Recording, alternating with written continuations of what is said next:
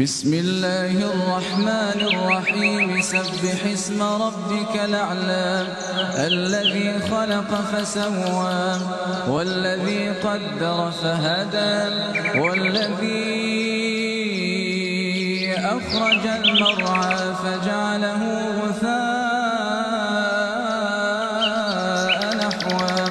سنقرئك فلا تنسى إلا ما شاء الله إنه يعلم الجهر وما يخفى